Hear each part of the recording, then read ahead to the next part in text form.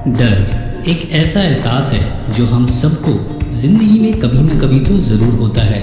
ऊंचाई का डर, अंधेरे का डर, हारने का डर और सबसे बड़ा लोग क्या कहेंगे इस बात का डर। भीड़ से अलग चलने का डर, कुछ अलग कुछ नया करने का डर। क्योंकि जब आप भीड़ से अलग चलते हैं, कुछ नया करते हैं, तो आपको अपने रास्ते पर अकेले ही चलना होता है।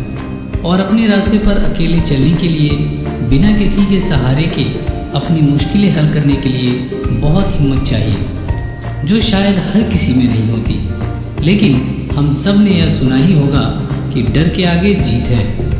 तो आज की हमारी कहानी है एक ऐसी लड़की की जिसने लोग क्या कहेंगे इसकी परवाह नहीं की, जिसने अपने रास्ते पर अकेले चलने की हिम्मत की। आज हम बात करेंगे एक ऐसी लड़की की जो आगे चलकर वुमेन एम्पावरमेंट की मिसाल बनी।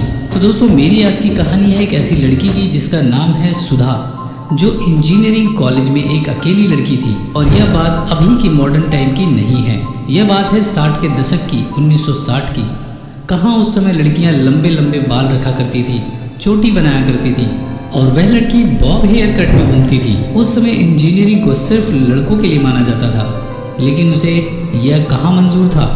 अब क्योंकि उस पूरे इंजीनियरिंग कॉलेज में सिर्फ एक ही लड़की थी, उससे पहले कोई और लड़की वहाँ आई ही नहीं, इसीलिए उस समय उस कैंपस में एक वुमेन टॉयलेट भी नहीं था। 150 स्टूडेंट्स की स्ट्रेंथ की क्लास में वह अकेली लड़की थी। हर सुबह और हर लंच ब्रेक के बाद कभी उसकी पीठ पर स्याही फेंकी जाती, तो क्लास के दौरान कभी उसकी तरफ कागज के हवाई जहाज, पर उसने भी हार नहीं मानी।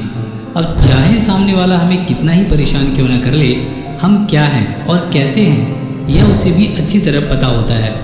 खासकर मनुष्य एक ऐसी प्रजाति है जो अपने दुश्मन और दोस्त दोनों के बारे में ही पूरी जानकारी रखते हैं। और इसी तरह उस लड़की को परेशान करने वाले उसके क्लासमेट्स को भी उस लड़की की एग्ज़ाम रिजल्ट से पहले ही पता होता था। जब एग्ज़ाम रिजल्ट्स बुलेटिन बोर्ड पर लगाया जाता तो उस लड़की का नाम सबसे ऊपर होता। वह पढ़ाई में काफ़ी होशियार थी। वह पहली लड़की थी जिसमें टेल्को में जॉब के लिए अप्लाई किया। टेल्को ने अपने प्लेसमेंट फॉर्म में साफ साफ अक्षरों में कहा था कि फीमेल कैंडिडेट्स को अप्लाई करने की ज़रूरत नहीं है। तो ऐसा अगर अब के समय में हुआ होता तो लोग ट्विटर और फेसबुक पर जंग छेड़ देते। तो दोस्तों, क्या आप जानते हैं कि इस लड़की ने क्या किया? उसने JRD टाटा को लेटर लिखा और उनसे कहा कि आप हमेशा भविष्य की सोचते हैं, तो आप कैसे लड़की और लड़के में अंतर कर सकते हैं? आपके यहाँ जॉब के लिए सिर्फ लड़के ही अप्लाई क्यों कर सकते हैं, लड़कियाँ क्यों नहीं? तो जानते हो फिर क्या हुआ? उन्हें इंटरव्यू के लिए बुलाया गया और उन्हें उनकी इंटेलिजेंस की वजह से हायर भी कर लिया गया। नौकरी मिलने के जल्द बाद ही सुधा की शादी हो गई। शादी के बाद एक समय ऐसा आया जब सुधा के पति ने उनसे कहा कि वे खुद का एक बिजनेस शुरू करना चाहते हैं। उनके खुद के कुछ आइडियाज़ हैं जिन पर वो काम करना चाहते हैं, लेकिन उनके पास सिर्फ आइडिया ही था, पैसे नहीं। तो सुधा ने अपनी सेविंग्स में से 10,000 उन्हें दिए और कहा कि आपके पास 3 साल का समय है, आप इस दौरान अपने सपने पर काम करिए और इन 3 सालों में घर का खर्चा और बाकी जिम्मेदारियां मैं उठाऊंगी। पर अगर 3 साल में आपका आइडिया काम नहीं किया तो उसके बाद आपको वापस जॉब करनी पड़ेगी। अब उनके पति ने घर को ही ऑफिस बना लिया था और वह अपने साथियों के साथ मिलकर काम करने लगे। इस दौरान सुधा ने वॉलचंद ग्रुप ऑफ इंडस्ट्रीज के साथ सीनियर सिस्टम एनालिसिस्ट का काम किया ताकि वह परिवार की आर्थिक ज़रूरतों को पूरा कर सके। इस दौरान उन्होंने घर और बाहर की सभी जिम्मेदारियां बखूबी निभाई। धीरे धीरे उनके पति का सपना साकार होने लगा। और जानते हो उनके पति का आइडिया क्या था? इन्फोसिस। जी हाँ, इन्फोसिस की शुरुआत करने वाले नारायण मूर्ति की पत्नी सुधा मूर्ति ही हमारी आज की कहानी की नायिका है। जब सुधा मूर्ति जी का टेल्को को छोड़कर अपने पति नारायण मूर्ति जी के साथ काम करने का समय आया, तब JRD टाटा जी ने उनसे कहा था कि अगर आप इतना पैसा कमा लेते हैं कि अपनी खुद की ज़रूरतें पूरे करने के बाद भी आपके पास काफ़ी पैसा बचता है, तो उसे समाज के लिए ज़रूर लगाना, क्योंकि इस समाज से ही आपको वह कामयाबी और तरक्की मिली है। टाटा जी के यही शब्द सुधा जी के लिए इंस्पिरेशन बन गए। 1997 में वे इन्फोसिस फाउंडेशन की ट्रस्टी में से एक थी।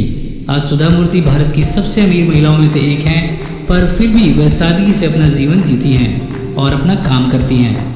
उन्होंने लोगों के लिए बहुत काम किए, हॉस्पिटल बनवाए, स्कूल खुलवाए, अनाथालय बनवाए, 3500 से ज़्यादा लाइब्रेरीज और 10,000 से ज़्यादा टॉयलेट्स का इंतज़ाम किया। उन्होंने women empowerment, public hygiene, art and culture, education और हेल्थ केयर में अपना योगदान दिया।